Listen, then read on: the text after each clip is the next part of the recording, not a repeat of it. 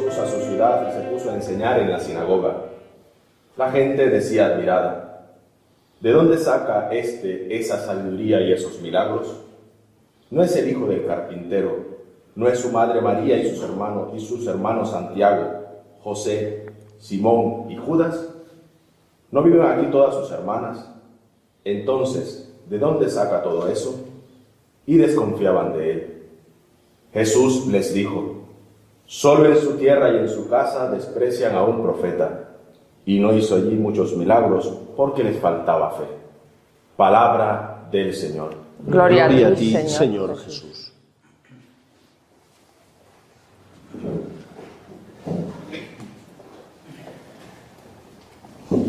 El hombre es un ser histórico y no podemos entender ni a la persona humana ni tampoco a la historia de la Iglesia sin esa perspectiva, la historia. El mismo Dios entró en la historia de los hombres enviando a su Hijo al mundo, permitiendo que la segunda persona de la Santísima Trinidad se encarnara y asumiera también los condicionamientos de la naturaleza humana. Y como el hombre es un ser histórico, hace historia y vive en la historia, el Señor, que también entró en la historia de los hombres mediante su Hijo Jesús y después fundando la Iglesia, también aprovecha los acontecimientos de la historia de los hombres para llevar a cabo su misión salvadora. ¿Cómo entender la memoria que hoy celebramos, la memoria de San Ignacio de Loyola, sin echar una mirada a la historia del mundo y de la Iglesia? Sería incomprensible. San Ignacio funda la Compañía de Jesús en el siglo XVI y funda una compañía, no solo una orden religiosa. Él, que había sido militar y que por lo tanto tenía metido en su corazón ese deseo de servir, funda una compañía para luchar por defender la verdad que estaba siendo tergiversada por medio de Lutero, que aunque en algunas cosas pudiera acertar, en otras muchas, la mayor parte, y sobre todo las más profundas, se equivocó.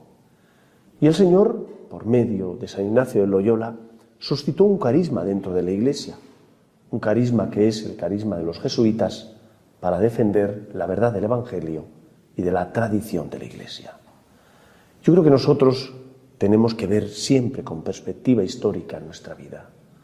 Saber que el Señor nos llama en un contexto determinado y sin ese contexto no podremos entender nuestra misión y nuestra tarea.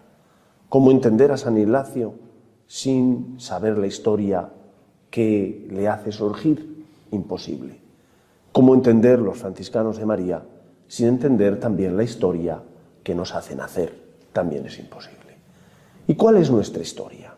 Nuestra historia es la de un mundo donde gran parte de los ciudadanos viven anclados en el hedonismo, anclados en únicamente disfrutar de la vida, de los bienes de este mundo, como si solo fuéramos cuerpo, pero sin pensar que también somos alma. Y en este mundo nosotros recibimos una llamada de Dios.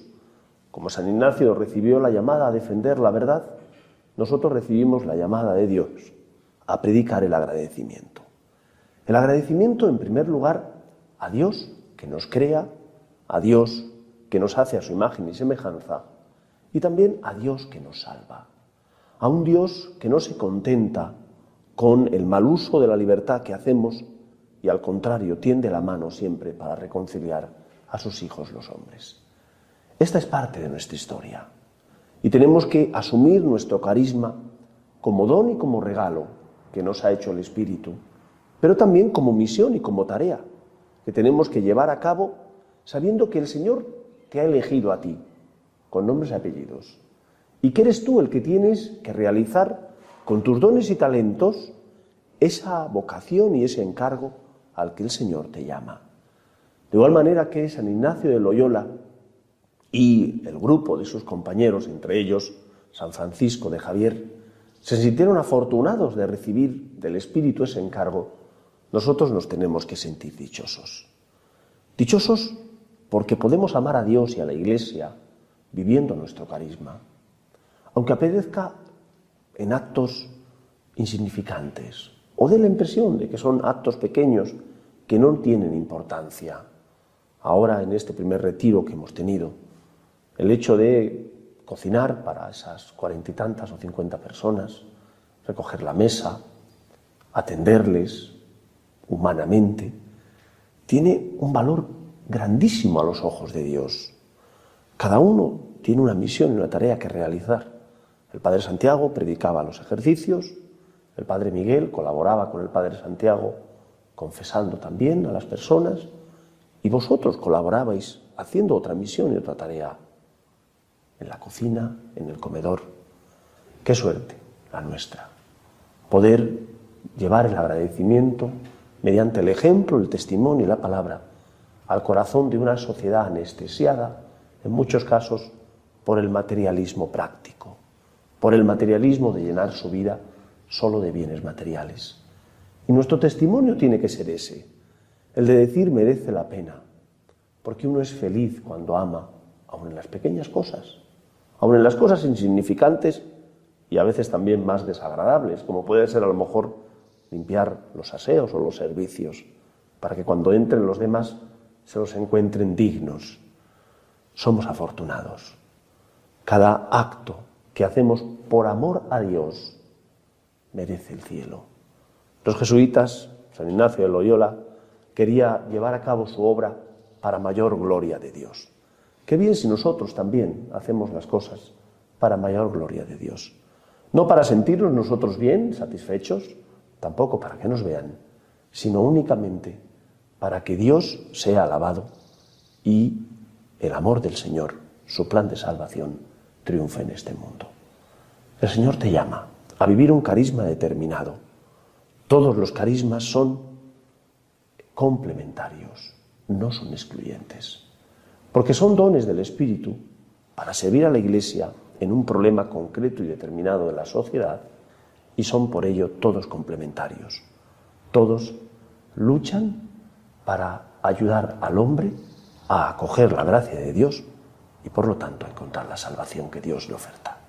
Pues vamos a darle gracias al Señor por el amor que nos tiene, porque nos congrega a trabajar para Él en la mies, y porque eso ya, poder trabajar para Él, es el mayor regalo, es el mayor don.